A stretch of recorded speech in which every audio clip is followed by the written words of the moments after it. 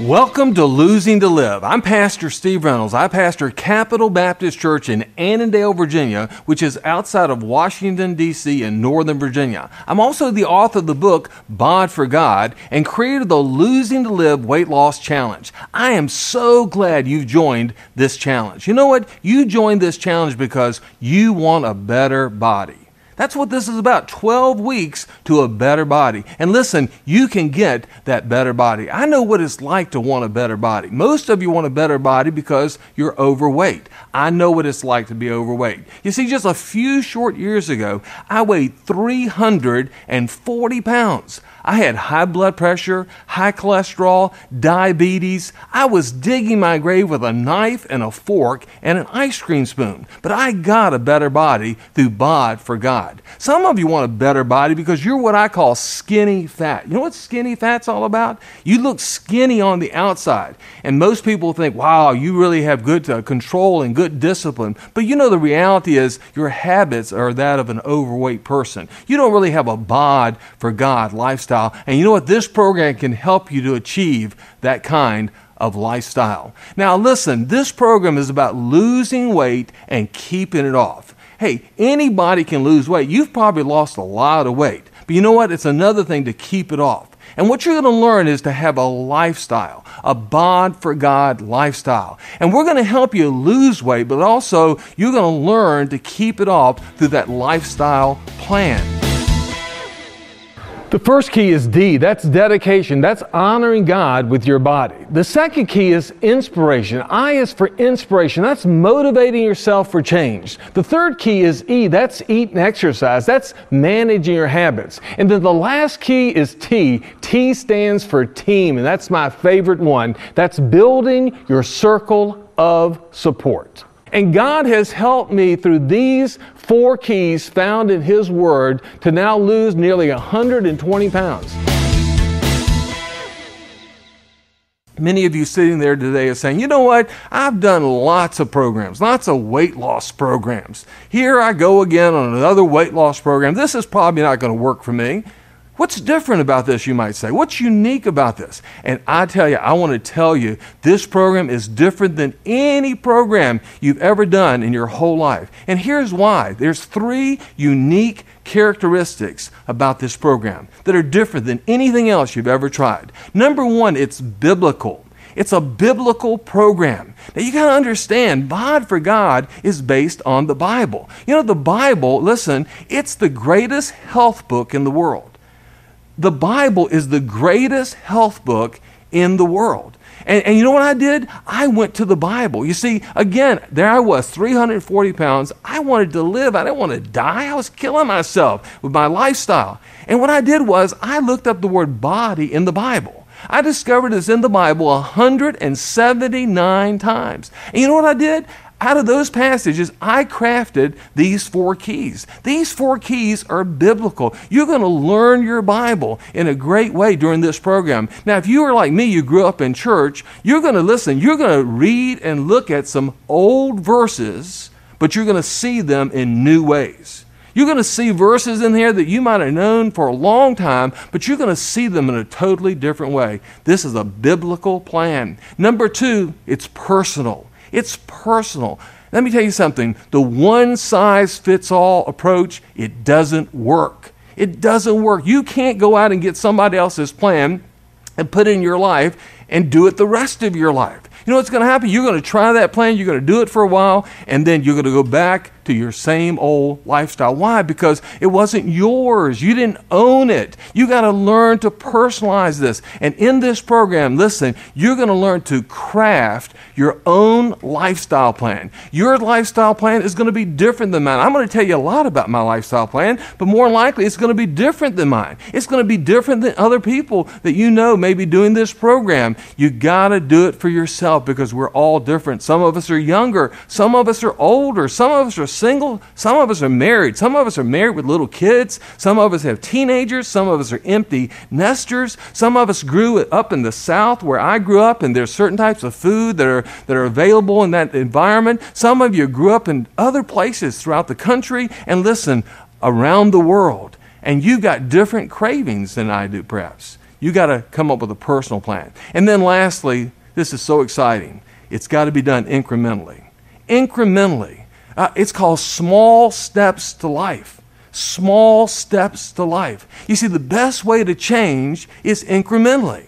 And basically what that means is simultaneously you're ridding yourself of the old things, but at the same time you're adding the new things. You're taking off the unhealthy and you're adding the healthy. And you do it incrementally. And every week you're adding small steps to life to your lifestyle plan. And you're building that lifestyle plan incrementally. These three things, listen, are a powerful combination.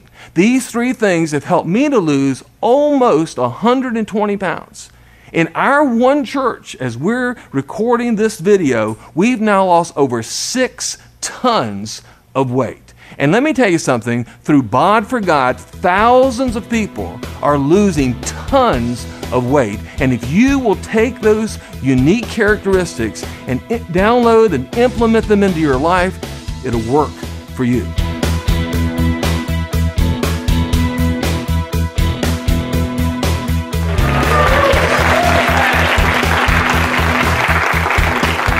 I am so excited about you being with us today, and this is week number 3 of your 12 Weeks to a Better Body Challenge. And today we're going to start moving into our first key, and we're going to be talking about dedication. And dedication is honoring God with your body. But for me, what that meant was bringing my belief system and my behavior together. That was dedication. I believed the right thing. I didn't believe I should be 340 pounds, but my behavior didn't match up with my belief system. And for me, dedication was bringing those two together. Now, what I had to learn to do was I had to learn to apply Galatians 5:16 to my life, where the Bible tells us about the importance of allowing God to control us. The Bible says here, walk in the Spirit, and you shall not fulfill the lust of the flesh. See, I had to learn to walk in the Spirit. Now, when you walk in the Spirit, that's when you allow God to be in control of your life. I had a bod for Steve, and I wanted to have a bod for God. And for that to happen, I had to allow God to control me.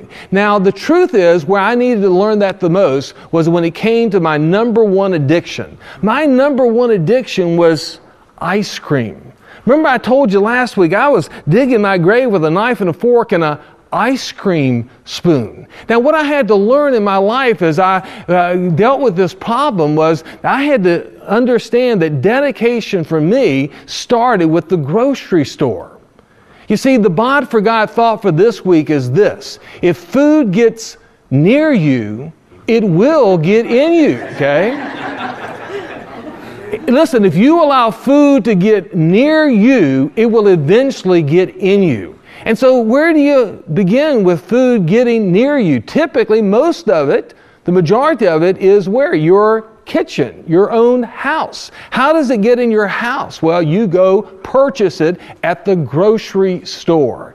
And today, I'm going to show you how I shop. Right now, we're going to go to a grocery store, and I'm going to give you some tips to help you so that you can learn how to keep this bad stuff, okay, stuff that will kill you, away from you. Let's go shopping.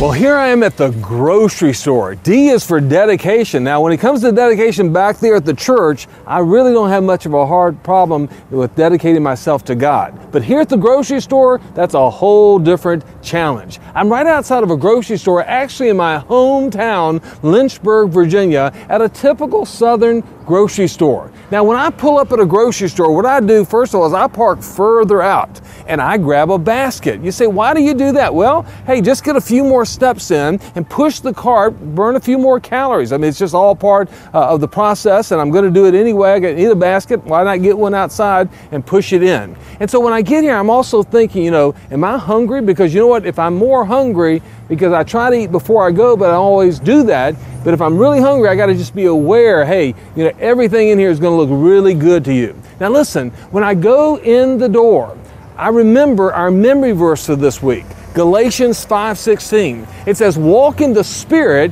and you will not fulfill the lust of the flesh. And honestly, when I go through these doors and those doors swing open, I'm thinking about that verse and I'm actually praying that as I walk through this door, I will walk in the Spirit. So let's go inside and see what we can learn in here.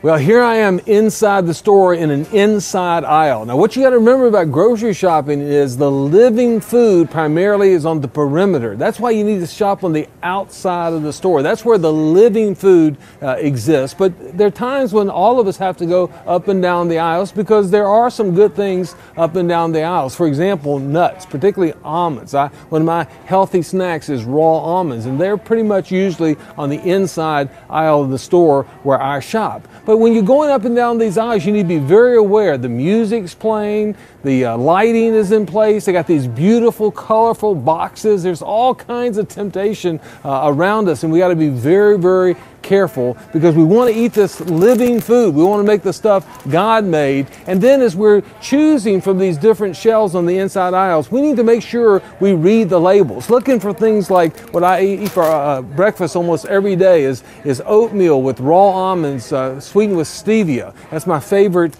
breakfast. But there are other times when I'm looking for different things. And I got to make sure when I grab something that I look at the label, read the label. Right now, Nancy Parlett, a nutritionist, is going to teach us about how to read labels. Nancy? Well, Pastor Steve, the exciting news is that the best food that's healthiest for us is actually the food that doesn't even have a label. The foods that God created for us, the fruits, the vegetables. And so I encourage people to eat mostly the fruits and vegetables that God created for us so they don't even have to worry about reading a label. And you want to eat the rainbow of all the different colors of fruits and vegetables so that you're getting all the different phytonutrients and enzymes and things that our body needs to keep us healthy. But when we do go down the other aisles and do look at labels, it's important to compare so that we can make the healthiest choice, whether it's cereal or chips or frozen meals. And one of the things I tell people is you want to avoid 4 words when you're reading labels. These are the 4 bad guys that I talk about. And the first one is the word artificial. So when you're reading the ingredient list, if it says artificial, whether it's artificial ingredients, colors, flavoring, any of those, that's not going to be something you want to put in your body, not God-made, not healthy for us.